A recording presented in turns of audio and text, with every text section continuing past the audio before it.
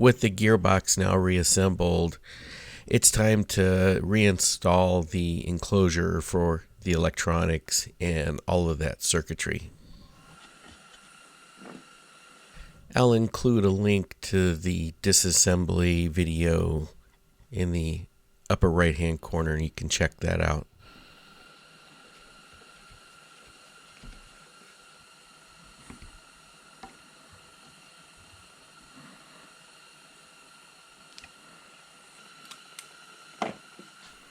This small little board with 6 sets of wires coming out of it is the micro switch controller that determines the direction that the motor turns depending on which way you shift the handle. I'm thinking it's going to be easier to reinstall all of this if the board and the wires are separated, but I don't want to lose track of which wire goes where. I have these peel and stick labels that I had used when I used to install network wiring, and I'm just wrapping the numbers 1 through 6 around each set of wires so I know which one goes where when I put it back together.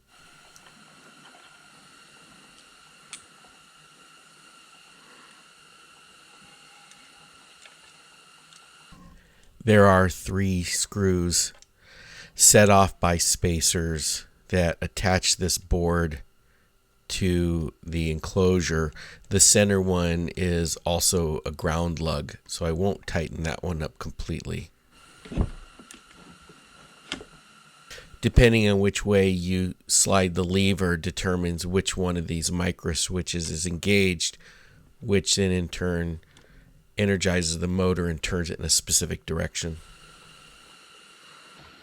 After taking these electronics apart the first time, I really didn't look at them closely, but after getting a second look, I realized they were a bit of a mess. This indicator light wasn't even tied into the circuit, and the fuse holder itself was broken into 2 pieces. I've gone ahead and replaced both of those, but I also want to do some other cleanup. The power switch, I'm not sure what was going on here, but there was like dabs of silicone on each of the terminals. That was probably a poor man's excuse of trying to insulate these from shorting to the panel or something. I'm going to take all of this off and resolder the wires.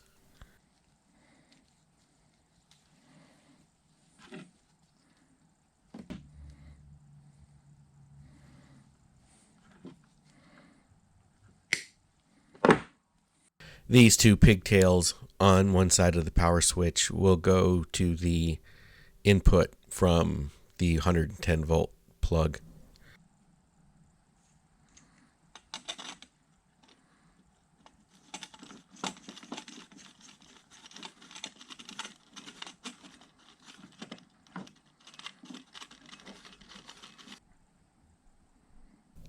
This other black wire that I'm soldering on here will then jump over to the fuse holder, and then from the fuse holder will go to the indicator light and the rest of the circuit.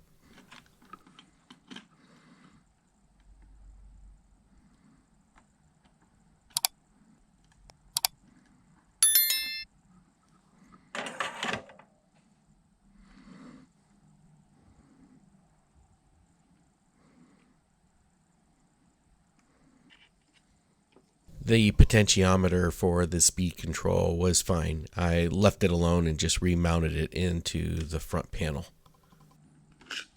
And the same for the rapid traverse button. I did replace the rubber boot on it and the power switch. Both of the previous ones either were non-existent or just had giant holes in them.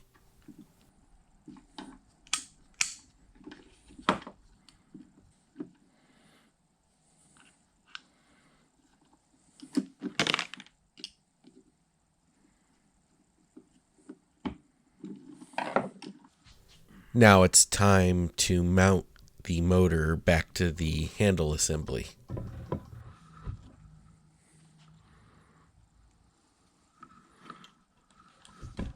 After I secured the motor to the handle assembly, I fished the wires for it back through the hole for it in the back of the electronics enclosure. Now I can start putting all of these electronics back into this enclosure. First thing I need to do is go ahead and reconnect all of the wires that I had numbered before that had taken off of this micro switch controller board.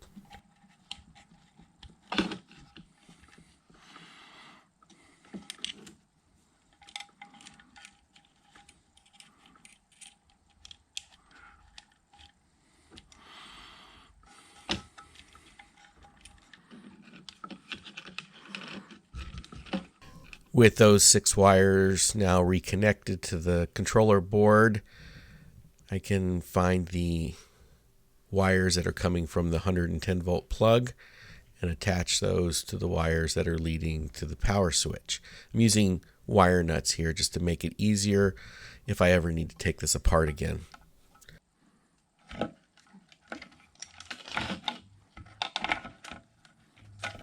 So the last connections I need to make here are for the motor control.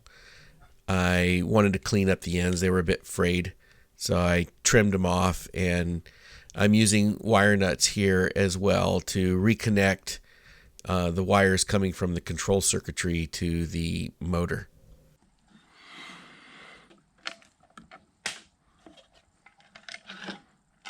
With everything connected, it's time to pack all of this stuff back into the enclosure. It is a bit of a rat's nest, but that's the best that this is going to get.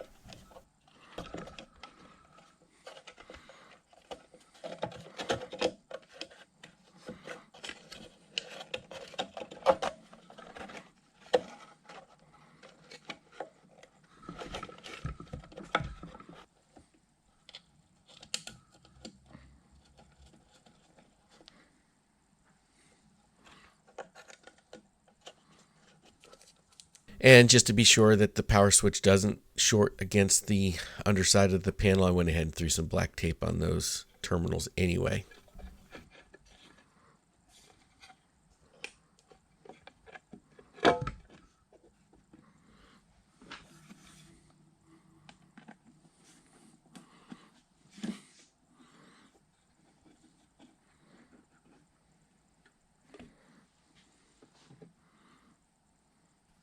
With everything back together, I can reinstall this onto the right hand side of the mill. I just need to line up the keyway in that coupler and then reattach it with the 3 socket head cap screws.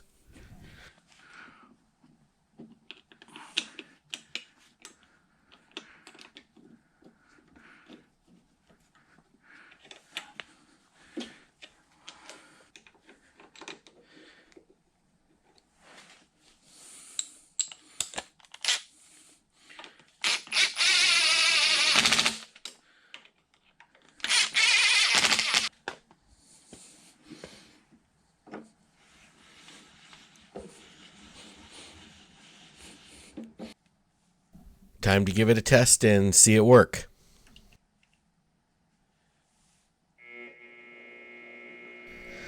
Something isn't quite right here. The gear is not meshing with the motor pinion.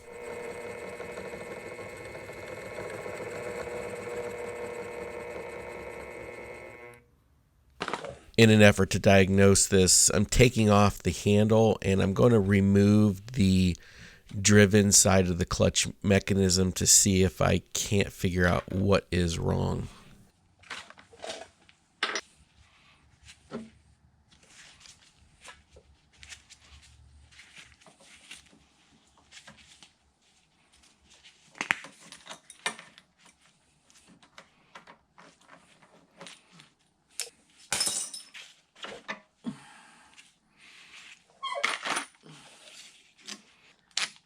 In order for me to get the best view that I can, I need to remove the clutch arm again in order to remove the driven side of the clutch.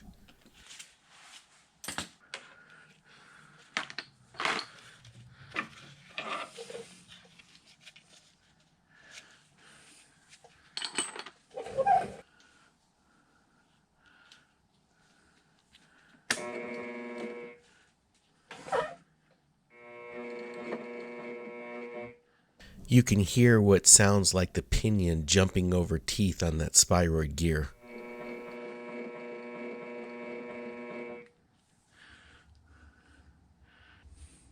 There is some adjustment to the spyroid gear on the gear hub. I did make a minor adjustment, but it didn't seem to solve any problems.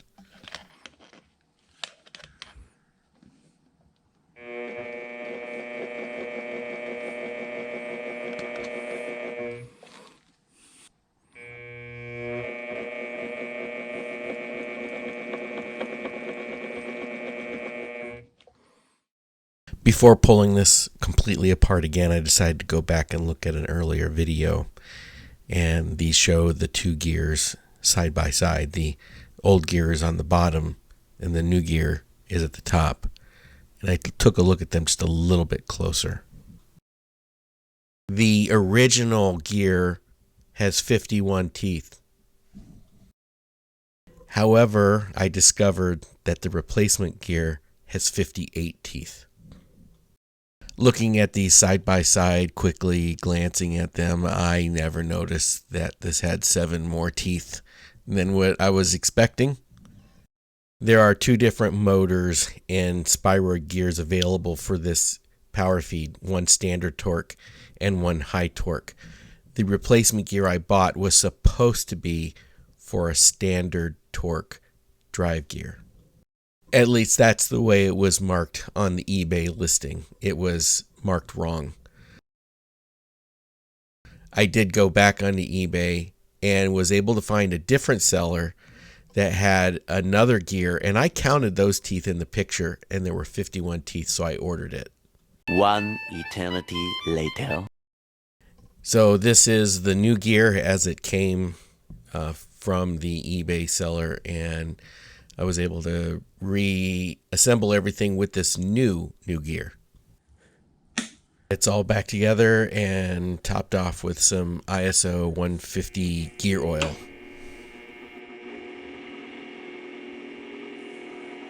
Now that looks and sounds a lot better. It sounds very smooth and moves very smooth. Very happy with this now.